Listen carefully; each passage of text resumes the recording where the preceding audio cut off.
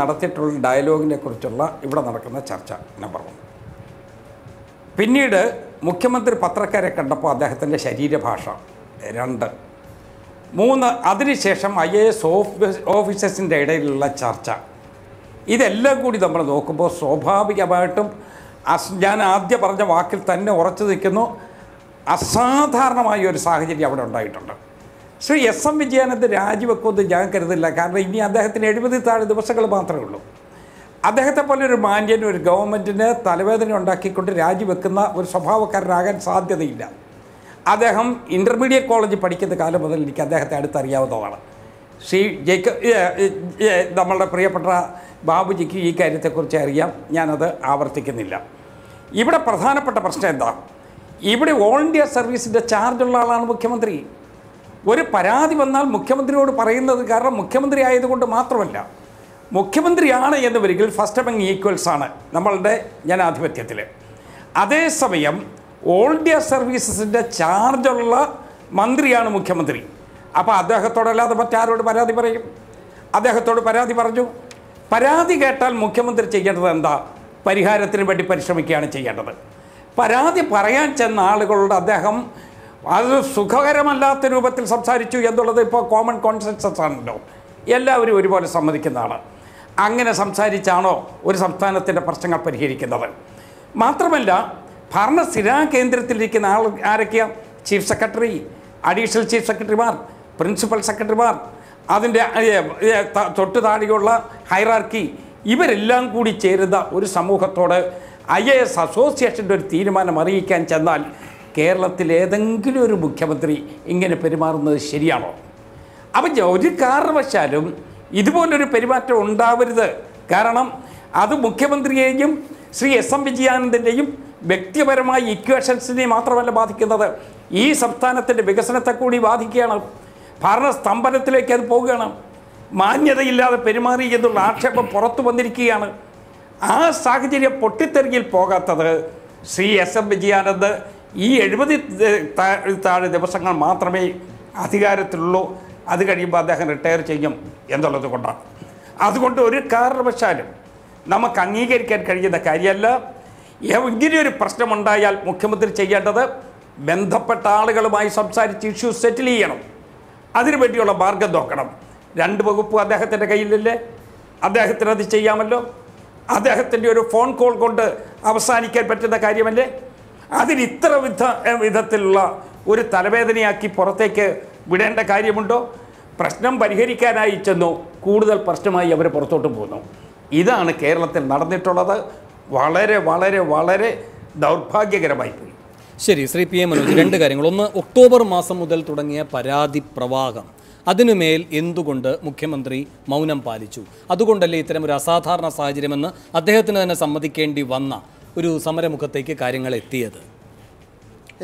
എൻ്റെ ഒരു വിശ്വാസം, ശ്രീ തിരുവഞ്ചൂർ ഒരുപാട് കാലം മന്ത്രിയായിരുന്ന ആളാണെന്നാണ്. അദ്ദേഹം ആഭ്യന്തരമന്ത്രി കൂടിയായിരുന്നു. ആഭ്യന്തരമന്ത്രി ആയിരിക്കുമ്പോൾ പോലീസ് സേനയിലൊരു പ്രശ്നം വരുന്നു.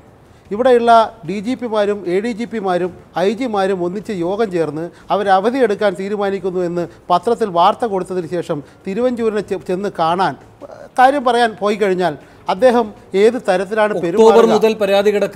അല്ല ഞാൻ പറയുന്നത് തിരുവഞ്ചൂരിൻ്റെ പറഞ്ഞ കാര്യത്തിന് മറുപടി പറയണമല്ലോ. അപ്പോൾ സ്വാഭാവികമായും ഇവിടെ ശ്രീ തിരുവഞ്ചൂർ മറച്ചുവെച്ച ഒരു ഭാഗമുണ്ട്. അത് അസ്വാഭാവികമായി ഈ അസോസിയേഷൻ തീരുമാനം എന്നൊക്കെ പറയുന്നു. അസോസിയേഷൻ്റെ സെക്രട്ടറിയെയും മറ്റ് ഭാരവാഹികളെയും വിളിച്ചപ്പോൾ അസോസിയേഷൻ അങ്ങനെ തീരുമാനമൊന്നും എടുത്തിട്ടില്ല. IAS തന്നെ പറയുന്നു, ഞങ്ങൾ ഇൻഫോർമലായിട്ട് ഒരു സ്ഥലത്ത് പോയി ഇരുന്ന് കൂടിക്കാഴ്ച നടത്തി എന്നിട്ട് പോയിന്നേ ഉള്ളൂ, അല്ലാണ്ട് അസോസിയേഷൻ തീരുമാനമുണ്ടെന്ന് അവരും പറയുന്നില്ല. അവർ പോകുന്നു, സംഘടിതമായി പോകുന്നു. അതിനു മുമ്പ് തന്നെ അവരുടെ യോഗത്തിൻ്റെയും അവർ നടത്താൻ പോകുന്ന സമരരൂപത്തിൻ്റെയും വാർത്തകൾ പുറത്തേക്ക് വരുന്നു. അത് സംബന്ധിച്ച് ചർച്ചകൾ ഉണ്ടാകുന്നു. ഒരു ഗവൺമെൻറ്, പ്രവർത്തിക്കുന്ന ഗവൺമെൻറ് ഇതുപോലെയൊക്കെ തന്നെ പെരുമാറും. അല്ലാതെ പിന്നെ ഒരു സമരമുഖത്ത് നിൽക്കുന്ന ആളുകൾ വരുമ്പോഴും അതുപോലെ മറ്റ് കാര്യങ്ങൾ ഔദ്യോഗികമായി ഇന്ത്യൻ അഡ്മിനിസ്ട്രേറ്റീവ് സർവീസാണല്ലോ, പൊതുഭരണവും അതുപോലെ നിയമസമാധാനവും ഒക്കെ നോക്കാൻ, പോളിസി മേക്കിങ്ങും ഒക്കെ നോക്കാൻ ചുമതലപ്പെട്ട ഓഫീസർമാരാണല്ലോ ഈ വരുന്നത്. അവർ വരുമ്പോൾ അവരുടെ ഉദ്ദേശം എന്താണോ അതിനനുസരിച്ചാണ് പെരുമാറ്റം ഉണ്ടാവുക. പിന്നെ ഈ മാന്യതയുടെ കാര്യമല്ല, ഞാൻ അതിൻ്റെ പിന്നാമ്പുറത്തേക്കൊന്നും പോകുന്നില്ല. മറ്റൊരു കാര്യം, പിന്നെ ഈ ഒക്ടോബർ മുതലുള്ള പരാതി ജേക്കബ് തോമസിനെതിരായിട്ടുള്ള പരാതി എന്നാണോ പറഞ്ഞത്? ഒക്ടോബർ മുതൽ ജേക്കബ് തോമസിനെതിരായിട്ടുള്ള പരാതി എന്നാണോ പറഞ്ഞത്? ഇപ്പോൾ ഉണ്ടായതെന്താ? ഇപ്പോഴൊരു വിജിലൻസ് കേസ് രജിസ്റ്റർ ചെയ്യുന്നു, FIR ഇടുന്നു. ആ FIR 3 പേർക്കെതിരായിട്ടാണ്. ഒന്ന്, മുൻ മന്ത്രി CPIM-ന്റെ പ്രധാനപ്പെട്ട നേതാവ് കൂടിയായ മുൻ മന്ത്രി സഖാവ് EP ജയരാജൻ. അദ്ദേഹം രാജിവെച്ചു മന്ത്രിസഭയിൽ നിന്ന്. അദ്ദേഹവും പിന്നെ ശ്രീ സുധീർ കുമാറും അതോടൊപ്പം തന്നെ മൂന്നാമത്തെ പേരുകാരനായിട്ട് വരുന്നത് പോൾ ആന്റണി വരുന്നു. സ്വാഭാവികമായും ഒരു കേസ് പിന്നെ ചുരിദാന്വേഷണം കഴിഞ്ഞ് ആ കേസിൻ്റെ അടുത്ത ഘട്ടത്തിലേക്ക് പോകുമ്പോൾ ഉണ്ടാകുന്ന സ്വാഭാവിക നടപടിയാണ്. അപ്പോഴെന്താ ഗവൺമെൻറ് ചെയ്യേണ്ടത്? അതിനെതിരായിട്ടാണ് ഈ IAS ഉദ്യോഗസ്ഥൻ്റെ പേര് ഈ FIR-ൽ വന്നതിനെതിരായിട്ടാണ് അവസാനത്തെ പ്രതിഷേധം. അപ്പോഴെന്താ ഒരു ഗവൺമെൻറ് ചെയ്യേണ്ടത്? അന്വേഷണ ഏജൻസിയോട് നിങ്ങൾ IAS-കാരെ തൊടാൻ പാടില്ല എന്ന് പറയാണോ? ആഭ്യന്തരമന്ത്രിയായിരുന്ന ശ്രീ തിരുവഞ്ചൂർ പറയട്ടെ, അങ്ങനെ പറയാൻ കഴിയുമോ? അത് സ്വാഭാവിക നടപടിയാണ്. ആ സ്വാഭാവിക നടപടി നിയമാനുസരണമായിരിക്കണം. രാജ്യത്ത് സിവിൽ സർവീസ് പരീക്ഷ പാസ്സായി ശ്രീ PM മനോജ്, സമരമുഖത്തേക്ക് അവരെത്തുന്നതിനെ ഈ രൂപത്തിൽ തന്നെയാണ് കൈകാര്യം ചെയ്യേണ്ടത്. അത് നിസ്തർക്കമാണ്. പക്ഷേ അതിലേക്ക് ഒരു ദിവസം രാവിലെ ഉണർന്നെഴുന്നേറ്റ് ഇവർ അനൗപചാരിക യോഗം ചേർന്ന് തീരുമാനമെടുക്കുകയല്ല ഉണ്ടായിട്ടുള്ളത്. ഒക്ടോബർ മാസം മുതൽ അവരുടെ പരാതികളുണ്ട്. ആ പരാതി നീതീകരിക്കാൻ കഴിയുന്നതല്ല എങ്കിൽ അതങ്ങനെ തന്നെ ആ ഉദ്യോഗസ്ഥ സംവിധാനത്തെ ബോധ്യപ്പെടുത്താൻ കഴിയണം. ഇത് വിജിലൻസ് പറയുന്നതിൽ മാത്രമാണ് ഒരു മുഖ്യമന്ത്രിക്ക് ബോധ്യപ്പെടലെങ്കിൽ ഒരിക്കലുമല്ല. ഇപ്പോൾ ഇവിടെ 2 ഉദ്യോഗസ്ഥരെ മാറ്റി നിർത്തിയിട്ട് അവരാണ് IAS മറ്റുദ്യോഗസ്ഥർക്കെതിരെ എന്നൊക്കെ പറയുന്നത് കേട്ടു. യഥാർത്ഥത്തിൽ അതല്ല സംഭവിക്കുന്നത്. ഇവിടെ നീതിനിഷ്ഠമായ അന്വേഷണം നടക്കുന്നു. അന്വേഷണം നടത്താൻ പാടില്ല എന്ന് ടോം ജോസിൻ്റെ കാര്യത്തിൽ എന്താ ഉണ്ടായത്? പരാതി ഉണ്ടെന്ന് പറയുന്നു. ടോം ജോസിൻ്റെ കാര്യത്തിൽ വിജിലൻസ് അന്വേഷണം നടക്കുന്നു. വ്യവസ്ഥാപിതമായ അന്വേഷണമല്ലേ നടക്കുന്നത്? ശ്രീ തിരുവഞ്ചൂർ പറയട്ടെ, ആ വ്യവസ്ഥാപിതമായ അന്വേഷണം അനുവദിക്കാൻ അവർ തയ്യാറല്ല. അപ്പോൾ എപ്പോഴാണ് ഇത്തരം പ്രതികരണങ്ങളും ഇത്തരം സമരങ്ങളും ഒക്കെ ഉണ്ടാകുന്ന ചില പ്രത്യേക സാഹചര്യങ്ങൾ? ടോം ജോസ് ആ സ്ഥാനത്ത് തന്നെ തുടരുന്നത് എന്തുകൊണ്ടാണ്? അല്ലല്ല, വിജിലൻസ് ഡയറക്ടർ 2 തവണ ഇദ്ദേഹത്തെ ചുമതലയിൽ നിന്ന് മാറ്റി നിർത്തണം എന്ന ശുപാർശ നൽകി എന്നാണ് അറിയാൻ കഴിയുന്നത്. ഇനി ചീഫ് സെക്രട്ടറി തലത്തിലാണ്, സൂപ്പർ മുഖ്യമന്ത്രിയാണോ അങ്ങനെയെങ്കിൽ SM വിജയാനന്ദ്? ചീഫ് സെക്രട്ടറി തലത്തിൽ അദ്ദേഹം അത് നിരാകരിച്ചതുകൊണ്ടാണോ ടോം ജോസ് ഇങ്ങനെ തുടരുന്നത്? അങ്ങനെയെങ്കിൽ ഈ കാര്യങ്ങൾ മുഴുവൻ നേരിട്ട് വിജിലൻസ് ഡയറക്ടർ ബോധ്യപ്പെടുത്തുന്ന മുഖ്യമന്ത്രിക്ക് അതെന്തേ അറിയാത്തത്? അല്ല, സൂപ്പർ മുഖ്യമന്ത്രിയാണോ SM വിജയാനന്ദ് എന്ന് അദ്ദേഹത്തോട് മുഖ്യമന്ത്രി ചോദിച്ചിട്ടുണ്ടെങ്കിൽ സ്വാഭാവികമായിട്ടും പരാതി ഉണ്ടാവേണ്ടത് SM വിജയാനന്ദനാണ്. ആരും കേട്ടിട്ടില്ല, മറ്റാരും കേട്ടിട്ടില്ല. SM വിജയാനന്ദും അദ്ദേഹം കേട്ടു എന്നാണ് പറയുന്നത്. അല്ലെങ്കിൽ IAS ഉദ്യോഗസ്ഥരാരെങ്കിലും നമ്മളോട് പറഞ്ഞോ എന്ന് എനിക്കറിയില്ല. പക്ഷെ അങ്ങനെ ഒരു പരാതി SM വിജയാനന്ദനില്ല. പിന്നെ എന്തിനു നമ്മൾ ചർച്ച ചെയ്യുന്നതാണ് എൻ്റെ ചോദ്യം. അത് ശരിയായ ചോദ്യമല്ല. SM വിജയാനന്ദന്റെ ഒരു പ്രതികരണം ലഭ്യമാകാത്തതിന്റെ ആനുകൂല്യം വെച്ചുകൊണ്ടല്ല നാം ഒരു പ്രതിരോധം സൃഷ്ടിക്കേണ്ടത്. ശ്രീ PM മനോജ്, വിഷയം ഇവിടെ അങ്ങനെയെങ്കിൽ ടോം ജോസ് എന്തുകൊണ്ട് തുടരുന്നു? അതായത് ഞാൻ പറയുന്നത് 4000 ചില്ലുവാൻ IAS ഓഫീസർമാരുണ്ട് ഇന്ത്യയിലാകെ. അതിൽ 100 പേര് CBI സ്കാനറിലാണ്. കഴിഞ്ഞ മാസമാണ് തമിഴ്നാട്ടിൽ ചീഫ് സെക്രട്ടറിയെ പുറത്താക്കിയത്. 30 ലക്ഷം രൂപയും 5 കിലോ സ്വർണവും വീട്ടിൽ നിന്ന് പിടിച്ചു. ഇങ്ങനെ IAS ഉദ്യോഗസ്ഥരിൽ ഇത്തരം അനാശാസ്യമായ പ്രവണതകളുണ്ട്. അതെല്ലാം ഇവിടെ ഉണ്ടെന്നല്ല. അപ്പോൾ സ്വാഭാവികമായും അന്വേഷണം ഉണ്ടാവും, കേസുകളുണ്ടാവും. ആ കേസുകളുടെ അന്വേഷണം അതിൻ്റെ വഴിക്ക് നീങ്ങുന്നതിന് പകരം ഞങ്ങൾ പറയുന്നവരെ പിടിക്കണം, ഞങ്ങൾ പറയുന്നവരെ പിടിക്കാൻ പാടില്ല എന്ന് IAS ഉദ്യോഗസ്ഥർക്ക് പറയാൻ അർഹതയുണ്ടോ, അവകാശമുണ്ടോ എന്ന ചോദ്യമാണ്. മനോജ്, ഒരു കാര്യമുണ്ട് മനോജ്. നമ്മൾ സാമാന്യ ബുദ്ധി, നമ്മളൊരു മാധ്യമ പ്രവർത്തകർ എന്ന നിലയ്ക്ക് ഞാൻ നോക്കുമ്പോൾ ഒരു സമൂഹം മുഴുവൻ ഒരു വ്യക്തിക്കെതിരെ, ഒരു വ്യക്തി ഒരു സമൂഹത്തിന് മൊത്തത്തിലെതിരെ, IAS-കാരെ മാത്രമല്ല IPS-കാർക്കും. എൻ്റെ മനോജ്, IPS-കാർക്കൊക്കെ സംസാരിക്കണം, നമ്മൾ പേടിച്ചു പോകും. അല്ല, ഇത് കേരളത്തിൽ ഞാൻ പറയട്ടെ, അന്വേഷണ ഭീകരത. പത്മകുമാർ, അതാണല്ലോ ഇപ്പം ബോളാരണ്ടി വന്ന് നിൽക്കുന്ന പത്മകുമാർ തുടങ്ങുന്ന കാര്യമാണ്. പത്മകുമാറിനെ അറസ്റ്റ് ചെയ്തു. ആ മനുഷ്യനെ ഞാൻ ഈ കഴിയിടെയൊക്കെ പരിചയപ്പെട്ടത്. ഞാൻ ഇതിന് മുമ്പ് തന്നെ അദ്ദേഹത്തെ അനുകൂലമായിട്ട് പറഞ്ഞു. മനോജ് കേക്ക്. അല്ല, ഈ പത്രക്കാർക്ക് പൊതുവെ ഇത്തരം ബന്ധങ്ങളുണ്ടാവും. ആ ബന്ധങ്ങൾ വേണമല്ലോ. ഞാനിപ്പോ ഏതെങ്കിലും ഒരു IAS ഉദ്യോഗസ്ഥൻ ഇദ്ദേഹം സത്യസന്ധനാണ്, IPS ഉദ്യോഗസ്ഥൻ അദ്ദേഹം മഹാമോശക്കാരനാണ് എന്ന് പറയാൻ ഞാൻ തയ്യാറല്ല. അല്ല, അങ്ങനെ പറയാൻ കഴിയില്ല. അവരുടെ പ്രവൃത്തി, അതായത് ഒറ്റ കാര്യം, ഒരു കുടുംബം, ആ കുടുംബത്തിൽ ഒരു ഭാര്യ അല്പം കുഴപ്പം കാണിച്ചാൽ അവസാനം അറിയുന്ന ആൾ അവരുടെ ഭർത്താവായിരിക്കും, അല്ലേ? അപ്പോൾ നമ്മുടെ സുഹൃത്തുക്കളായ IAS ഉദ്യോഗസ്ഥർ നല്ലവരാണ് എന്ന് തന്നെ നമ്മൾ കരുതും. അവരുടെ കുഴപ്പം പുറത്തു അവരെ അന്വേഷണത്തിലേക്ക് തന്നെ എത്തിക്കേണ്ടതുണ്ട്. അത് ശരിയാണ്.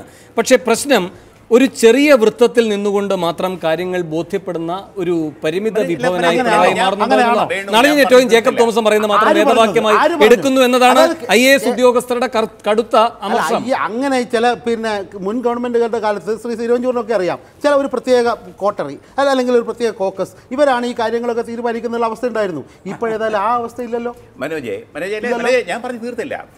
പോൾ ആന്റണി കർക്കശക്കാരനായ ഉദ്യോഗസ്ഥനാണ്, ഒരു വിട്ടുവീഴ്ചയും ചെയ്യാത്ത ആൾ. ഒരു പേരുദോഷം കൽപ്പിച്ചിട്ടില്ലാത്ത ആൾ. അതാണ് IAS കാർക്കൊക്കെ സങ്കടം വരുന്നത്. പോൾ ആൻ്റണി എന്താ ഫയലിൽ കുറിച്ച് വെച്ചത്? പത്മകുമാറിനെ അറസ്റ്റ് ചെയ്ത് ശരിയായില്ല, ന്യായീകരിക്കാൻ യാതൊരുമില്ല. കാരണം ഇൻഡസ്ട്രീസ് വകുപ്പിലെ ഒരു പ്രധാനപ്പെട്ട ആളാണ് പത്മകുമാർ. അറസ്റ്റ് ചെയ്ത് ജയിലിലിട്ടു 4 ദിവസം. പിന്നെ ആ കോടതി ജഡ്ജിക്ക് തോന്നി ഇത് ശരിയല്ലല്ലോ എന്ന് തോന്നിയത് കൊണ്ട് അദ്ദേഹത്തെ വിട്ടുകൊടുത്തു. അത് കഴിഞ്ഞപ്പോഴത്തേക്ക് വിരൽ മുറിച്ചു. ആകെ ഡയബറ്റിക് പേഷ്യൻ്റാണ്. ഈയിടെ ഞാൻ പോയി കണ്ടു അദ്ദേഹത്തെ. അപ്പം അതാണ് അതിൻ്റെ അടിസ്ഥാന കാരണം. പത്മകുമാറിനെ അറസ്റ്റ് ശരിയായില്ല എന്ന് പോൾ ആൻ്റണി ഫയൽ എഴുതി 4-ാം ദിവസം അദ്ദേഹം 3-ാം പ്രതിയാണ്. എവിടെയാണ്, എന്താ പ്രതിസ്ഥാനത്താകുന്നത്? അന്നത്തെ CPM നേതാവ് EP ജയരാജന് എഴുതി കൊടുത്തു ഇന്നയാളെ അപ്പോയിന്റ് ചെയ്യാൻ. മന്ത്രിയുടെ അവകാശമാണ്. EP ജയരാജൻ പോലും തെറ്റ് ചെയ്തിട്ടില്ല മനോജെ, തെറ്റ് ചെയ്തിട്ടില്ല. ഞാൻ ഇപ്പൊ പറയുന്നു, ഞാനത് പഠിച്ചു. FIR എന്ന് പറഞ്ഞാൽ തെറ്റ് ചെയ്തു എന്നുള്ളതിന്റെ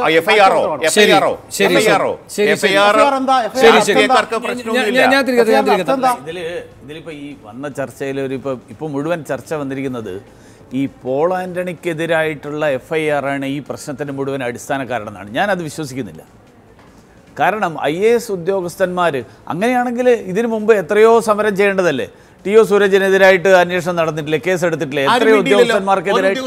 അല്ല, അതുകൊണ്ട് ഞാൻ പറഞ്ഞത്, അത് ഞാൻ പറയുന്ന പോയിന്റ്, പോൾ ആൻ്റണിക്കെതിരായിട്ടുള്ള ഒരു FIR ഇട്ടത് കൊണ്ടാണ് IAS ഉദ്യോഗസ്ഥന്മാർ സമരത്തിന് ഇറങ്ങി പുറപ്പെട്ടത് എന്നുള്ള അഭിപ്രായം എനിക്ക് തീരെയില്ല. ഞാൻ പറയുന്നത് കേരള ഗവൺമെൻറ്റിൻ്റെ മുഖ്യമന്ത്രിയും IAS ഉദ്യോഗസ്ഥന്മാരും തമ്മിലുള്ള കമ്മ്യൂണിക്കേഷനിലുണ്ടായിട്ടുള്ള ഏറ്റവും വലിയ ഒരു വിടവ്. അതുകൊണ്ട് IAS ഉദ്യോഗസ്ഥന്മാർക്ക് മുഖ്യമന്ത്രിയുമായിട്ട് ഇടപെടാൻ കഴിയുന്നില്ല, മുഖ്യമന്ത്രിയെ കാണാൻ കഴിയുന്നില്ല. ഇവർ പോയി പറയുന്ന കാര്യം ഞങ്ങൾക്കെതിരെ ഇങ്ങനെ അന്വേഷണം നടക്കുന്നു ഒറ്റ വിഷയമാണ്. അത് പറഞ്ഞിട്ടല്ലേ അവർക്ക് അവിടെ പോകാൻ പറ്റുള്ളൂ. സമരം ഇല്ലായിരുന്നു എന്നിരിക്കട്ടെ. അല്ല, ശ്രീ വി മുരളീധരൻ, ഇവരുടെ പരാതി എന്താണ്?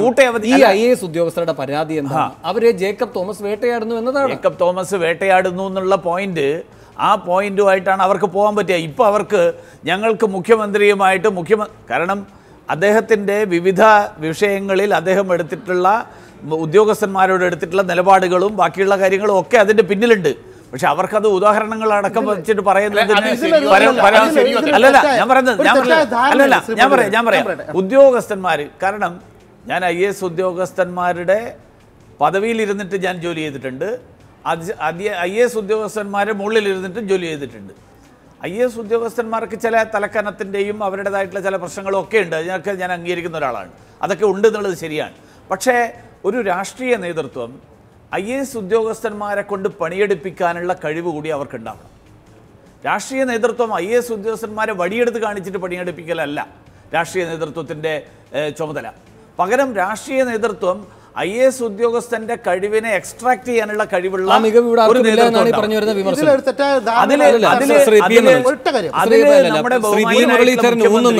ശ്രീ വി മുരളീധരൻ അദ്ദേഹത്തിന്റെ ഭരണകാര്യക്ഷമതയില്ലായ്മയിലാണ് പിണറായിയുടെ. ശ്രീ PM മനോജ്, ഇവിടുത്തെ പ്രശ്നം ഈ ജേക്കബ് തോമസ് 2 കാര്യങ്ങൾ ഇവിടെ ചെയ്തതായിട്ട് ഇപ്പോൾ ഉദാഹരണമായി വന്നു. ഒന്ന്, പത്മകുമാറിനെ അറസ്റ്റ് ചെയ്തതാണ്. അതിന് ജേക്കബ് തോമസിന്റെ ഒരു ന്യായം എന്ന് പറയുന്നത്, വിജിലൻസ് തെളിയിച്ചില്ലേ ഒരാളെ അറസ്റ്റ് ചെയ്യാൻ അത് ജയിലിലിടാൻ കഴിയുമെന്ന്.